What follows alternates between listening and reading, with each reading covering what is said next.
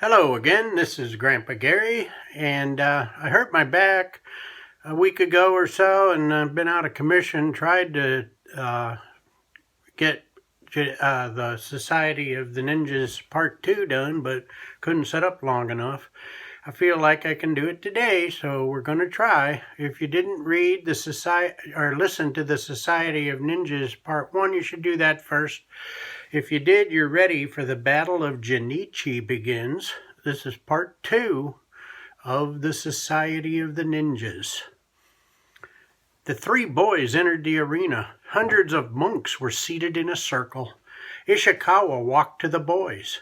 He spoke slowly and directly to them. You are to fight hard. If you are knocked down, you will be asked to leave the monastery immediately. They all bowed their heads, but as they were trained, their eyes stayed on the other boys. Ishikawa told the boys to stand back to back. They must walk 20 paces, then turn around and begin the battle. Each boy heard the count start. They had a hard staff that was 5 feet in length. When Hattori reached his final step, he turned around. The other boys began to circle him. And then Hattori knew this was going to be 2 against 1. One boy was in front of him, and one was behind him. Hattori stood his ground. He suddenly remembered his dream. The boy in the front attacked, but Hattori was faster, and just as Jinichi had told him in the dream, he struck quickly to the head. Then Hattori knelt down as he heard the staff from the other boy whiz over his head. Hattori spun around and swinging his staff low and striking the boy in the legs. When he turned around, both boys were lying on the ground. Hattori knew he was the last one standing. He was chosen to become a ninja. Master Ishikawa spoke as the monks all watched. Hattori has earned the sacred right to become a true ninja. Hattori was instructed to follow Sensei Jinx to the feast that had been prepared for the winner of the Battle of Jinichi. The greatest test is done. Hattori's celebration didn't last very long. Jinx began advanced ninja training quickly. Hattori learned many new skills. He was becoming both physically and mentally a superior ninja. Every day he was sure he would snatch the pebble from Ishikawa's hand, but every day he failed. One day Sensei Jinx admitted that Hattori was as good or better than she was. Hattori was now an expert in throwing spikes, double swords, and a wolf ice staff. But no ninja could throw the ninja stars as good as Hattori. Hattori had reached a level that few ever did. The name Hattori spread to other kingdoms. His legend grew, and some said he may soon be as great as Jinichi. But one thing was missing, and Hattori knew until he could snatch that pebble from Ishikawa's hand, he would not be a true ninja. Many ninjas now had challenged Hattori in combat, but none could defeat him except for Ishikawa. Sensei Jinx even fell to Hattori in their battles. One day Ishikawa held out the pebble, and he told Hattori that he was thinking too hard when he was trying to snatch the pebble. Slow down and open your mind. Hattori closed his eyes and snatched the pebble out of Ishikawa's hand in his mind 10 times. After he had done so, he opened his eyes. Ishikawa held out his hand.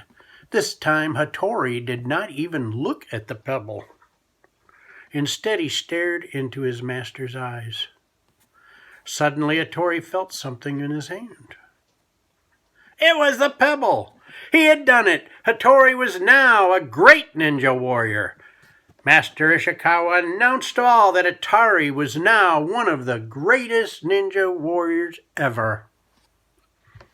A challenge is accepted. Days turned into months. Hattori worked on his skills and meditated daily. It was a peaceful life, and other monasteries around the land challenged them to tournaments quite often. When all the different skills were done, one ninja stood out as the champion every time. Master Hattori. Yes, he had become a master. Not even Ishikawa could defeat him now. Life was very good until a day the sun did not rise. All the monks stood outside and looked at the sky. The sun had not risen. Ishikawa ordered all monks to their knees to show respect for the black ninja that appeared on their mountain. The black ninja bowed to Master Ishikawa and asked if he could enter. He was granted entrance. The monastery of the Black Ninjas had heard there was a great warrior there that went by the name of Hattori. The Black Ninja said he was challenging Hattori to a battle to the death. The winner would win the monastery of the other ninja and all their monks. The monks would become slaves. Only one ninja had ever defeated a black ninja, Jinichi. Master Ishikawa called for Master Hattori. The two warriors bowed to each other, and Hattori accepted the challenge of the black ninja. When the challenge had been accepted, the sun began to rise again. The black ninja said, "On the third sunrise from now, we will have the battle, and I will win your monastery and your monks." Hattori answered with his eyes. He stared deep into the black ninja's soul and didn't say a word. The battle begins of the greatest of ninjas. Ishikawa and Jinx came to Hattori. They meditated with him for 8 hours straight. Black ninjas began to enter the monastery, and by the end of the second day, there were as many black ninjas as there were ninjas from Hattori's monastery. Hattori realized that this was to be his destiny, win or lose.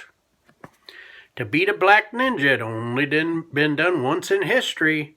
After Jinichi defeated a black ninja, and that was over 100 years ago, no other ninja was even challenged by the black ninjas.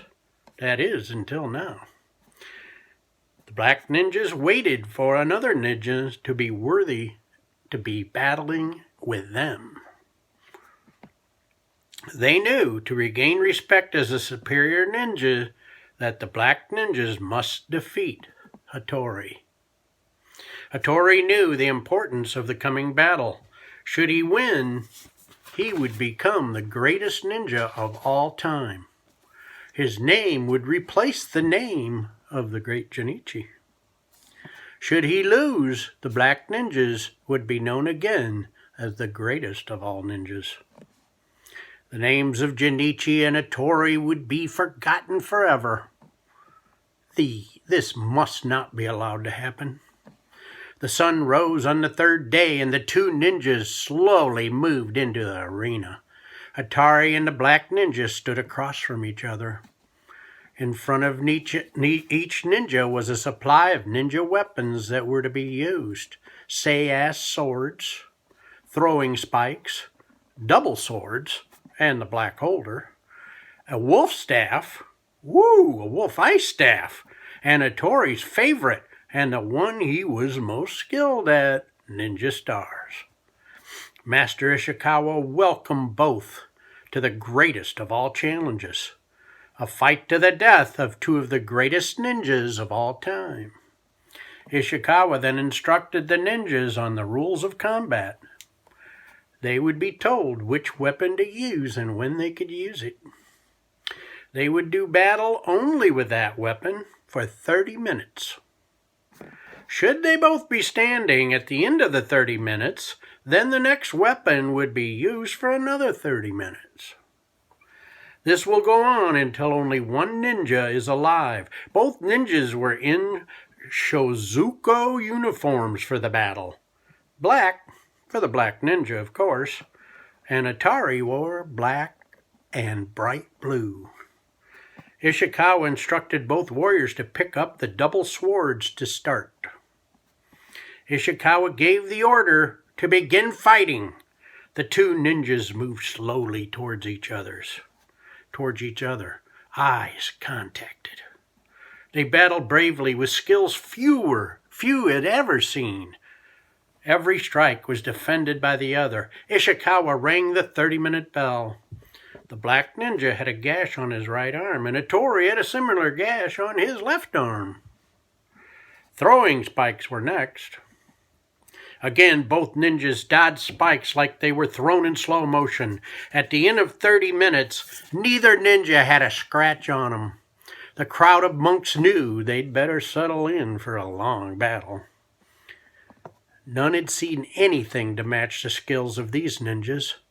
They both picked up their ice staffs. Both ninjas were fast and struck quickly and with great skill. Both also blocked each other's attacks with great skill. At the end of the 30 minutes, both survived with no injuries. Ninja stars were next. Hattori felt he may have the skills with them to end this battle.